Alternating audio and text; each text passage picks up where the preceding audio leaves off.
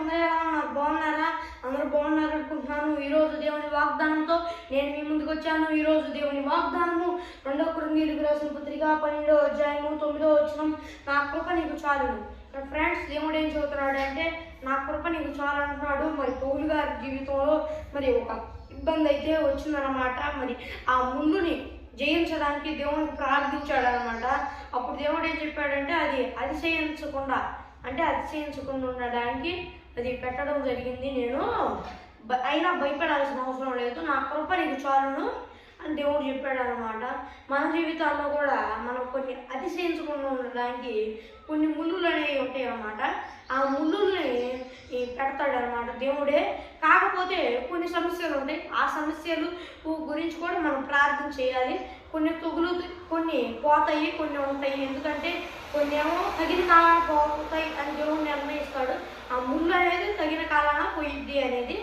ఆ సమయం దాకా మనం అతిశయించకుండా ఉండనట్లు అవి మనకి ఉంటాయి అన్నమాట. అయినా కూడా మనం భయపడాల్సిన అవసరం లేదు. ఆ సమస్యలు తొలగడానికి ప్రార్థన చేస్తూ ఉండాలి. అలాగే దేవుని యందు భయభక్తులు కలిగి ఉండాలి. అప్పుడు ఆయన కృప మన మీద ఉండిద్ది.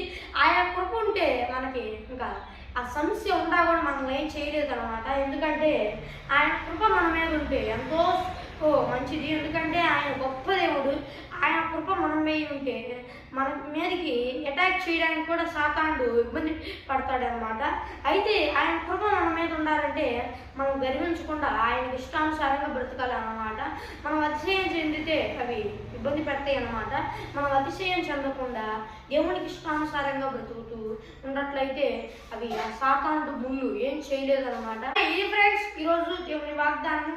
ఫ్రెండ్స్, ఇంకోటి ఏంటంటే కొన్ని అనివార్య కారణాల వలన మరి వీడియోస్ అయితే నేను కొంచెం లేట్గా వస్తున్నాయి అన్నమాట. ఇలా కొన్ని పనులు ఉంటున్నాయి అని చెప్పి నేను ముందే షూటింగ్స్ చేసుకుంటున్నాను. మరి ఫిబ్రవరి 20వ తారీఖు దాకా షెడ్యూల్డ్గా వీడియోస్ అన్నీ వచ్చేస్తాయి అన్నమాట. మరి అటన్నిటిని చూడండి, దేవుని కృపాశీస్సులు పొందుకోండి. వాటిని ఎడిటింగ్ కూడా చేస్తానో చేయను తెలీదు. కాకపోతే మీరు అందరూ లైక్ చేయట్లేదు, సబ్స్క్రైబ్ చేయట్లేదు. లైక్ చేస్తున్నారు కొంతమంది, కానీ సబ్స్క్రైబ్ చేయట్లేదు. సబ్స్క్రైబ్ చేసుకోండి. మరి చిన్న ప్రార్థన చేసుకున్నాం. పరలోకపు దేవా, యేసయ్యా, కృప చూపించగలిగిన దేవా, నాయన యేసయ్యా, నువ్వు ఈరోజు మాతో చెప్పావు. మా జీవితాల్లో ఏ కష్టాలున్నా, ఏ బాధలున్నా నీకు నా కృప పొందుకోండి, ఏ ఇబ్బంది ఉండదు, నా కృప నీకు చాలిద్ది అని పౌలు గారితో చెప్పినట్టు మాతో చెబుతున్నామని భావిస్తున్నాం ప్రభువా. మా జీవితాల్లో ఎలాంటి ముళ్ళు ఉన్నాయో మాకు తెలియదు దేవా. నాయన వాటి ద్వారా మేము ఇబ్బంది పడకుండా నీ కృప మాపై ఉంచు దేవా. నాయన అందుకు తగినట్లుగా మేము భయభక్తులు కలిగి గర్వించకుండా మేము నీకు ఇష్టానుసారంగా ఉండేటట్లు నీ కృప చూపించు. ఎవరైనా రక్షణలోకి రాకపోతే ఈ వీడియో చూస్తున్న వారిలో దేవా రక్షణలోకి నడిపించు దేవా. నాయన యేసయ్యా, నేను నమ్ముకున్నట్లు దేవుని అయినా నేను నమ్ముకున్నట్లు దేవా. నాయన యేసయ్యా, నీ కృప చూపించు. లేకపోతే నరకానికి వెళ్తారు యేసయ్యా, నరకానికి వెళ్ళకుండా నిన్ను నమ్ముకున్నట్లు నీ కృప చూపించు. నీవే సహాయం చేయమని యేసుక్రీస్తు నామములో అడిగిపెట్టుకుంటున్నాను నా ప్రియ పరలోకపు మా పరమ తండ్రి, ఆమేన్.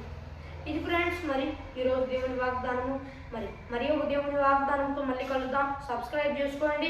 మరి ఒక దేవుని వాగ్దానంతో మళ్ళీ కలుద్దాం. అంతవరకు దేవుని కృప ఆశీస్సు మనందరికీ తోడైంది నడిపించును గాక, ఆమేన్.